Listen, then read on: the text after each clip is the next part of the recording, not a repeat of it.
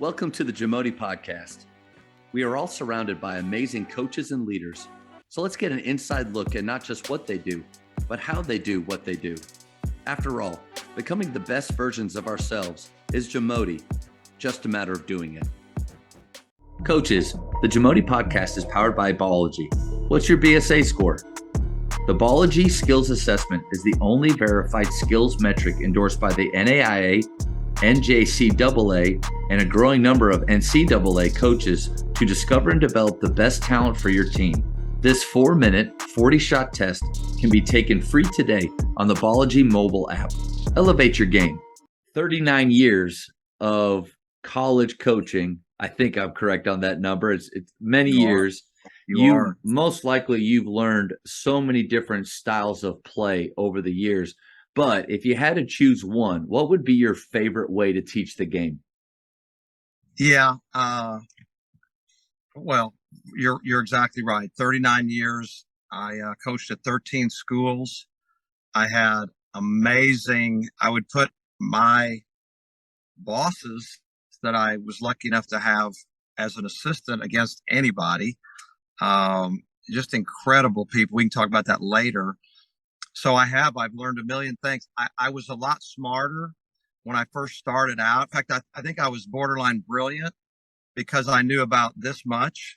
But when you know this much, you think you know everything. And the more I would learn, the more you know you don't know, right? And I would learn all these different styles and the coaches I worked with and scouting and it actually gets harder in some ways because you know a lot more. But to answer your question, the style I love the most is to play very, very fast on the offensive end and with a spread floor with a team that's got quickness and shooters at 4 or 5 spots and attack the rim or shoot tons of threes on offense. Love that. Great spacing, just attack downhill. I was lucky enough to coach a few teams like that. I love that. And the defensive end, my favorite was one year, philosophically, I'm not a big believer in pressing at the high Division I level. I don't think it works over. I just think you give up too many easy baskets against great teams. It works great against not very good teams. But one year, many moons ago, we did press a lot. And it really was fun. So if you're asking what I enjoy the most, it was so fun to just put that much pressure. You're always aggressive. You're always creating, frustration for the other coach and all that. So those were the funnest, but I'm not saying I think that's the way that you necessarily win the most games. I love that. On the offensive end, if you had a player that you could maximize his abilities with his back to the basket, would that change? I guess my question is, would you change your favorite style of play to the players that you have, maximizing what they do, or would you just did you more stick to what you wanted to do? No. This is probably a strength and a weakness of mine all at the same time. I never had a system. I never had a way that we are going to play. I'm not a believer in that unless I was going to coach at Carolina or Duke or Kansas or UCLA where you could recruit exact to a system if that's what you want to do.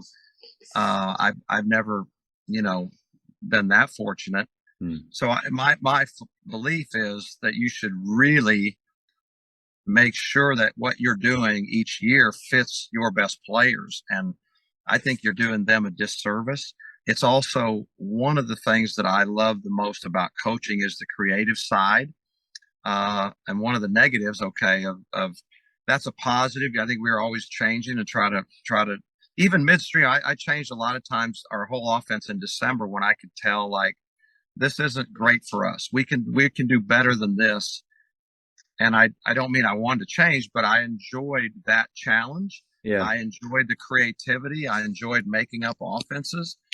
At the same time, a negative is I get bored sometimes. And sometimes after a year or two, I might change just for the sake of change, which is a pretty dumb reason. But I got bored and let's just go a different direction. So pluses and minuses there. But I do believe strongly that a coach's job is to develop that year's system to fit the players and make their strengths look the best and hide their weaknesses. In a season like that, where you were doing it one way and you felt midstream, mid-season, that, man, we need to make a change. What was that conversation like with your players? Yeah, I've always just tried to be really, really honest with our guys. I don't know. I think, if they respect your knowledge, by then they either think they know what you're doing or they don't. Right. And so if you have their respect, I think that's number one, their trust and their respect and they know that you're trying to help them and all those things. So anytime I would do something like that, I would just level with them. I say, hey guys, I think we can do better than this. And I think what we're doing is not the very best thing I thought it was when the year became, but you know what? That was before we were playing games. Now I'm seeing what we're looking like in the games and we got to play more to our strengths and we're going to do this. And I think it's really going to help you. I never had a problem with any buy-in at all. It was amazing that way. Nobody was like, you got to be kidding. It was just like, hey, let's get to work. And honestly, it I didn't do it. That was not done change for change's sake. That was done because I felt strongly we need to change the boat. We need to change direction. And that was pretty smooth, pretty much every time. I think a big takeaway for me from that is having the confidence as a coach and being secure enough as a coach to do that. Because I think if you are lacking in confidence and you just want to appear as if you always have it figured out, changing course could be read differently from player to player. So there has to be a part of you that just says, I know who I am and I believe that this is right for us. And you have to go with that conviction. Well, and in that category, I'm not just sit here and say that I'm incredibly confident in every area, that everything I do and think is great, and far from that. But in the area of scheme, plan, teaching basketball, I did have a lot of confidence in that. The feel, that was one of the strengths, I thought. And believe me, I have weaknesses a lot, like we all do. But that one was I knew they knew that we know what we're doing here and it's going to help. And that was really fun for me. That puzzle, I always loved every year trying to maximize everybody. That's one of the things I'll miss the most, honestly. One of them. Yeah. Well, Coach, good news is we're not going to ever focus on your negatives or your weaknesses here. So don't worry about that at all. That's not. I was gonna, plead that I can't remember them because I didn't just get them all out there. I went blank. I have COVID, right. I have COVID fog on weaknesses. That's right. Thank you for checking out today's episode. Please take a moment to subscribe to this podcast, share it with your fellow coaches, and find us on social media for what's coming up next on the Jamodi podcast. It's just a matter of doing it.